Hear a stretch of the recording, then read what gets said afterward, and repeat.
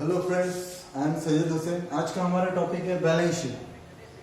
Balance sheet it is an statement which shows the financial position of the sole trader और business in the form of asset and liability. On left hand side all liabilities are recorded, on right hand side all assets are recorded. Balance sheet ये कोई account नहीं है बल्कि एक statement है जो क्या शो करता है, फाइनेंशियल पोजीशन बिजनेस की एसेट और लायबिलिटी के फॉर्म में। Liability side left hand side में लायबिलिटीज रिकॉर्ड करेंगे और राइट हैंड साइड में पूरी हम एसेट रिकॉर्ड करेंगे।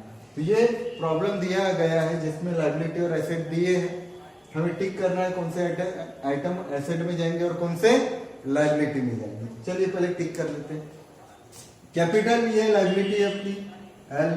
नेट प्रॉफिट ये कैपिटल में प्लस हो जाता है लायबिलिटी में। नेट प्रॉफिट से कैपिटल बढ़ता है और लॉस से कैपिटल कम होता है, इसलिए नेट प्रॉफिट क्या होगा, ऑलवेज कैपिटल में प्लस होगा। बैंक लोन लायबिलिटी है। Land building asset, plant machine asset, furniture asset, cash asset, bank balance asset. Unpaid salary, unpaid मतलब आउटस्टैंडिंग, वो सैलरी जिसका पेमेंट हमने अब तक नहीं किया, तो अपने लिए वो क्या हो गई है, लायबिलिटी। प्रीपेड रेंट, वो रेंट जो हमने एडवांस में पेड कर दी है, वो हमारे लिए एसेट होता है। अगर लायबिलिटी अगर ट्रायल बैलेंस में ये आइटम आते हैं अनपेड और प्रीपेड, तो ये डायरेक्ट बैलेंस शीट में जाएंगे, इसकी एक ही एंट्री होगी।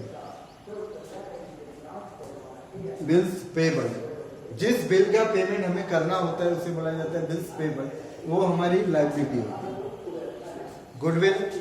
गुडविल ये फिक्स्ड एसेट है, इंटेंजिबल फिक्स एसेट जो दिखाई नहीं देती फिर भी एसेट है। गुडविल का मतलब क्या, it is N reputation of the business, वो रेपुटेशन है, एसेट में आएगा।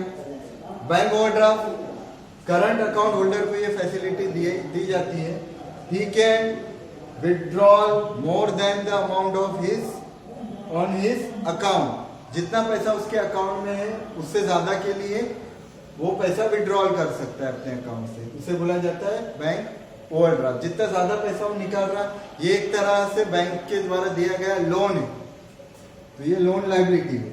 क्लोजिंग स्टॉक, जो माल लास्ट में बच गया उसे क्लोजिंग स्टॉक कहा जाता है, ये अपने लिए एसेट है, ये हम एसेट में लिखेंगे। तो ये हमने टिक कर लिया, लायबिलिटी वाले आइटम लायबिलिटी में, एसेट वाले एसेट में। चलिए अब इसे सॉल्व करते हैं। सबसे पहला आइटम लायबिलिटी में आता है कैपिटल, 5 लाख, 5 लाख रुपए capital the.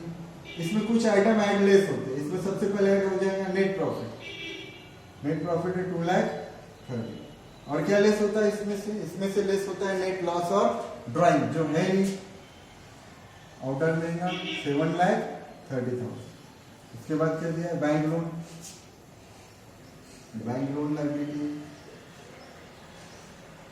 1,70,000। Land and building ये एसेट है, एसेट में आएगा 3 लाख। प्लांट एंड मशीनरी भी एसेट है, plant and machinery rupees 2 lakh. Furniture भी एसेट है, एसेट साइड में है फर्नीचर 70,000। कैश इन है asset 1,20,000। Bank balance, bank balance asset है 1,80,000, 1,80,000। अनपेड सैलरी लायबिलिटी में, अनपेड सैलरी 20,000 रुपए। प्रीपेड एसेट में जाएंगे 30,000। बिल्स पेबल, जिस बिल का पैसा हमें पे करना पड़ेगा उसे बिल्स पेबल कहते हैं, लायबिलिटी है ये बिल्स पेबल 50,000। गुडविल एसेट है 60,000, 60,000। बैंक ओवरड्राफ्ट ये लायबिलिटी में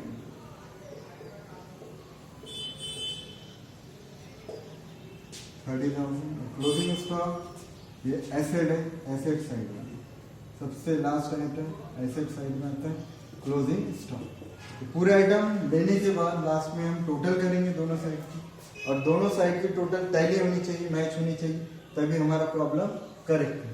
करते हैं टोटल 7 लाख 8 9 9 लाख और 1 लाख 10 लाख, लाइबिलिटी की 10 लाख, इधर की 3 और 2 5, 6 लाख 7 लाख 8 लाख 30,000, 9 लाख और 1 10 लाख। ठीक है, हमारी टोटल टैली होगी, मतलब हमारा प्रॉब्लम राइट है।